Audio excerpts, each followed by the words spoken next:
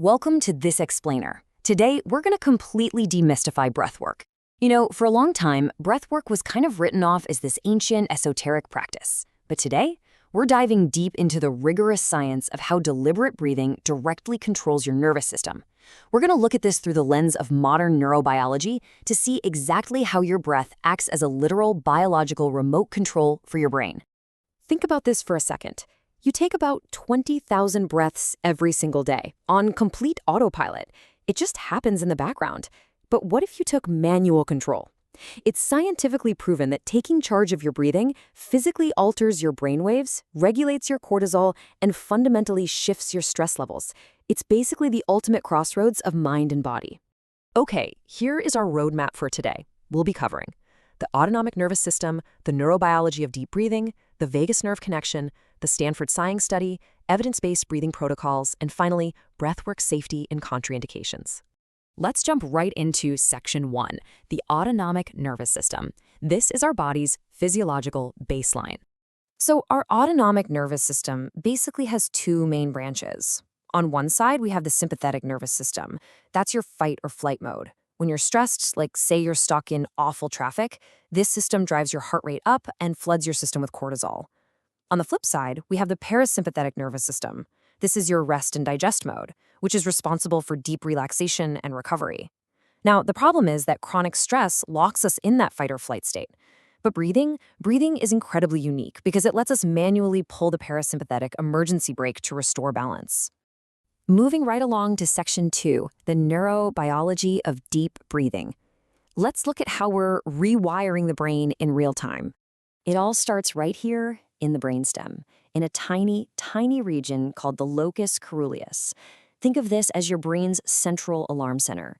It's what drives arousal, alertness, and panic. Well, researchers have discovered something absolutely amazing. This alarm center is directly, physically wired to your respiratory rhythms.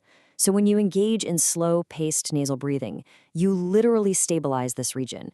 You're immediately dampening the release of stress chemicals and shutting down panic right at the source. And those effects, they ripple right up to the rest of the brain. Slow diaphragmatic breathing creates immediate electrical shifts. EEG studies show a really robust increase in alpha waves, which correlate with the state of relaxed attentiveness and clear focus. At the exact same time, the brain waves associated with hypervigilance and anxiety actually decrease. Over time, mindful breathing literally shrinks the fear processing center of your brain and drops your resting cortisol levels. Crazy, right? Which brings us to a really fascinating question. We've just seen the neurobiological effects, but why do studies suggest breathwork is actually faster at calming the body than traditional mindfulness meditation? Well, to answer this, we have to look at the physical superhighway connecting your lungs and your brain. That brings us to Section 3, the vagus nerve connection, our parasympathetic superhighway. Let's talk about respiratory sinus arrhythmia, or RSA. I know, it sounds like a scary medical condition, but actually, scratch that. It's a sign of vibrant health. It's the natural synchronization of your heart rate and your breathing. Basically, when you inhale, your heart rate speeds up. When you exhale, it slows down. Here's the cool part. Prolonged exhales physically stretch your lung tissue, and that acts as a literal massage for your vagus nerve. You're essentially physically pressing down on your body's relaxation pedal. By maximizing this rhythm, we directly increase our heart rate variability, or HRV. This is the tiny fluctuation in time between your successive heartbeats, and higher HRV is the absolute ultimate biological marker of nervous system resilience. It means your body is highly adaptable to stress. Slowing your breath to around 6 breaths per minute maximizes this system, making you practically bulletproof to daily stressors. All right, Section 4, the Stanford sighing study. Let's see what happens when we put controlled breathing to the test in a clinical setting. So, Stanford researchers, including Dr. Andrew Huberman, had volunteers practice either controlled breathing or passive mindfulness meditation for just 5 minutes a day. The results were honestly striking. The group practicing cyclic sighing, which focuses on extended exhales, saw a 33% greater increase in daily positive mood than the meditation group. Plus, they showed significantly lower resting breathing rates all day long. As Dr. David Spiegel pointed out from the study, controlled breathing exercises may have a more rapid, more direct effect on physiology. You see, in mindfulness, you observe, but in breathwork, you control.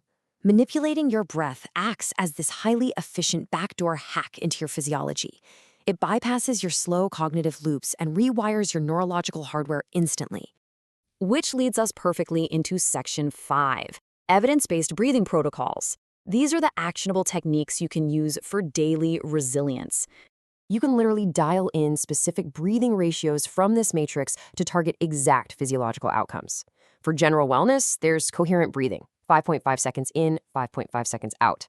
For acute panic, you'd use cyclic sighing, a double inhale through the nose followed by a long exhale through the mouth to rapidly clear CO2.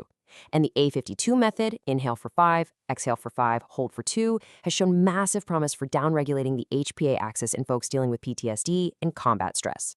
Another incredibly well-documented protocol for sleep optimization is the 4-7-8 technique, popularized by Dr. Andrew Weil. Think of this method as a natural tranquilizer for the nervous system.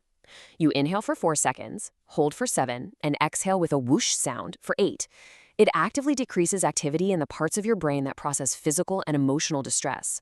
So if you struggle with severe insomnia or that terrible 3 a.m. anxiety, this is absolutely your go-to.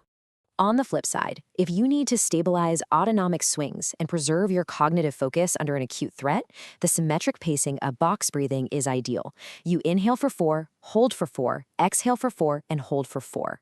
This 1-to-1 ratio is constantly used by tactical athletes, military personnel, and surgeons because it effectively buffers the stress response without putting you to sleep. It keeps you sharply focused yet completely physically calm. Finally, let's cover Section 6, breathwork safety and contraindications, because we definitely need to know when to be careful. While all of this is highly effective, it's absolutely vital to remember that significantly altering your blood oxygen and carbon dioxide ratios isn't without clinical risks. If you fall into any of the categories listed here, like pregnancy, a history of epilepsy, severe cardiovascular disease, or an acute psychiatric crisis, intense breath work like hyperventilation or long breath holds is absolutely contraindicated. Fast breathing alters your brain's chemistry in ways that can trigger adverse events. But the good news, gentle, slow-paced breathing at a normal volume is generally super safe for almost everyone, assuming you have a doctor's nod. So we've seen how breathwork influences literally everything from the alarm centers in your brain to your vagus nerve and your deep sleep recovery. The evidence is totally clear. This is a rigorous, free, non-pharmacological tool that is always with you.